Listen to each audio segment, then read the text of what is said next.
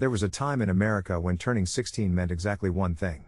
You were getting your license, and you were getting it the very first week you were legally allowed. Kids counted down the days on calendars. They begged their parents for practice runs in empty parking lots. They skipped birthday parties to sit in a stuffy DMV waiting room because that little plastic card wasn't just a license, it was a passport out of childhood. So what happened? Because today, in millions of homes across the country, that same milestone barely registers a shrug.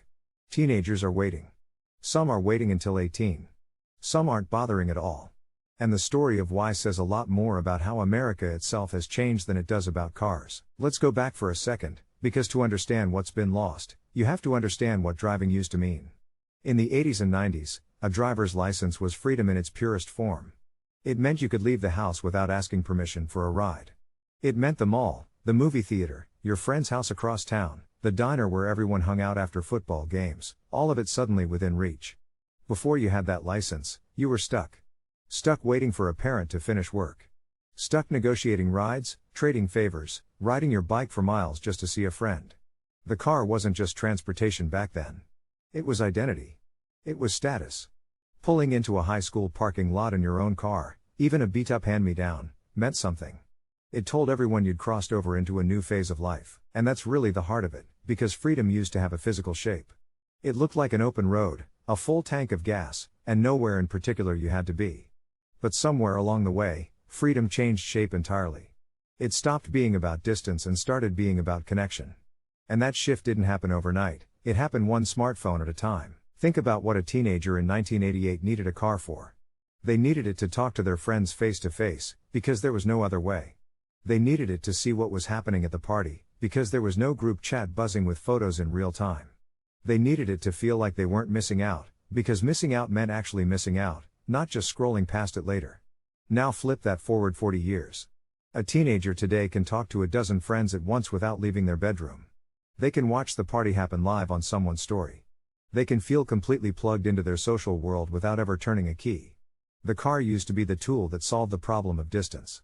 The phone solved that problem instead, and it did it faster, cheaper, and without needing a parent's insurance policy. That leads right into the next piece of this puzzle, because even if a teenager today wanted that old school freedom, the price tag standing in the way is nothing like it used to be.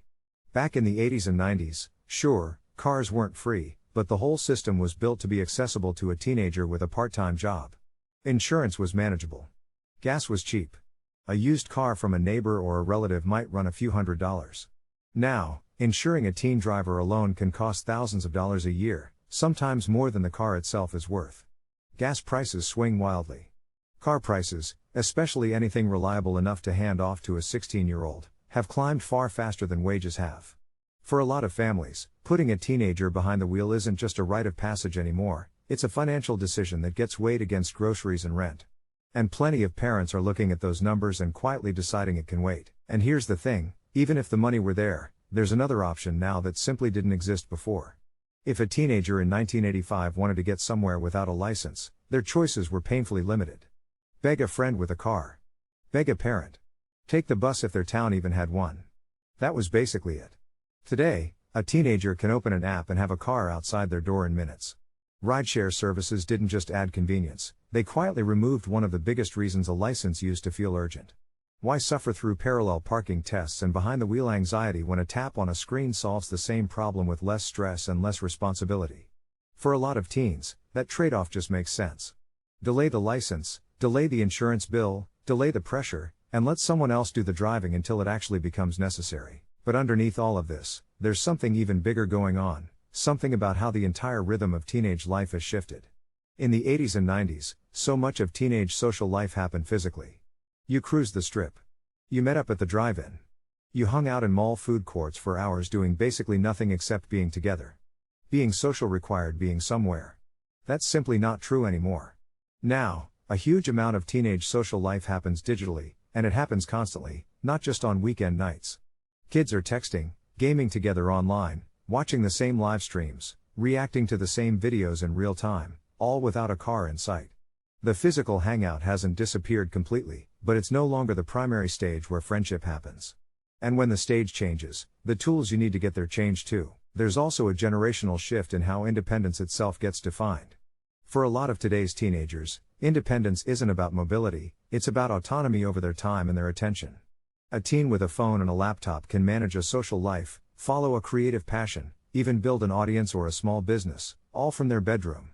That kind of independence doesn't require a driveway or a set of keys. It requires Wi-Fi. So the urgency that used to drive teenagers straight to the DMV has quietly transferred somewhere else, toward devices, toward platforms, toward a completely different kind of freedom that earlier generations couldn't have imagined. None of this means today's teenagers care less about growing up, or that they're somehow less independent than kids were decades ago. It just means independence looks different now. It used to be measured in miles. Now it's measured in connection.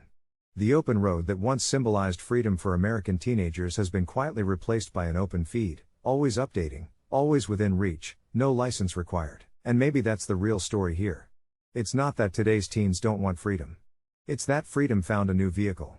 And for the first time in generations, that vehicle doesn't need gas, insurance, or a learner's permit at all.